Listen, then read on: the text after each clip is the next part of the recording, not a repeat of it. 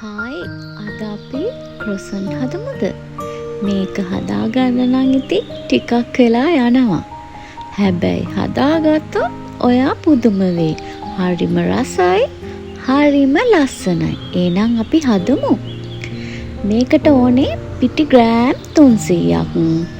ඊස් තේ හැන්දට කිරි මිලිලීටර් 125න් ටිකක් අරන් රත් කරලා අරගෙන සීනි මේස හැන්දක් දාලා පිපෙන්න තියලා එකතු කරගන්නවා. එක බිත්තරයක් තමයි ඕනේ. වැනිලා තේ හැන්දක් එකතු කරගන්න. ලුණු ටිකකුත් එකතු කරගන්න. ඊට පස්සේ ඉතුරු කිරි ටිකට සීනි තව මේස හැන්දක් දාලා කලවම් කරලා එකතු කරගෙන පැයක් විතර පිපෙන්න තියන්න.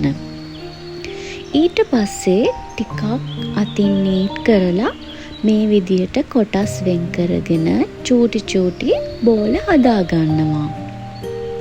ඊට පස්සේ ඒ බෝල අරගෙන රොටියක් වගේ රවුමට හදා ගන්නවා. ඊට පස්සේ මාගරින් ගගා තට්ටු මේ විදියට උඩින් තියාගන්න තියෙන්නේ. එහෙම කරන්නේ ලේයර්ස් ලස්සනට හැදෙන්න. ඊට පස්සේ අතින් පොඩ්ඩක් තද කරගෙන අපි ෆ්‍රීසර් එකේ තියාගන්නවා පැය 2ක් විතර. ඊට පස්සේ පැය 2කින් අරගෙන රෝලින් පින් එකකින් ලස්සන රවුමට හදාගෙන පීස කටර් එකෙන් පීස කපනවා වගේ ලස්සනට තීරු කපා ගන්නවා. ඒ තීරු වලින් තමයි අපි ක්‍රොසන්ට් එක හදන්නේ. මේ විදියට කපාගෙන ලස්සනට හදන්න තමයි තියෙන්නේ. බලන්නකො ලේස් පේන ලස්සන. ඊට පස්සේ චූටි කට් එකක් දාගෙන ඉස්සරහට රෝල් කරන්න තියෙන්නේ.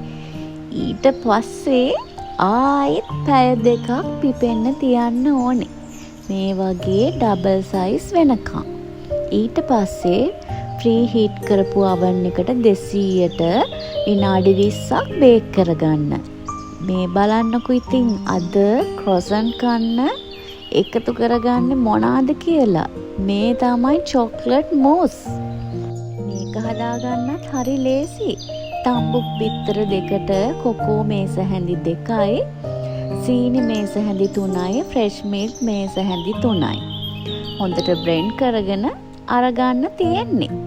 ඒ දෙක නියමෙට ගැලපෙනවා. බලන්නකො අපි හදපු ක්‍රොසන්ට් වල ලේයර්ස් පේන හැටි. ඔන්න ඉතින් අනිවාර්යෙන් මේක හදලා බලන්න හොඳේ.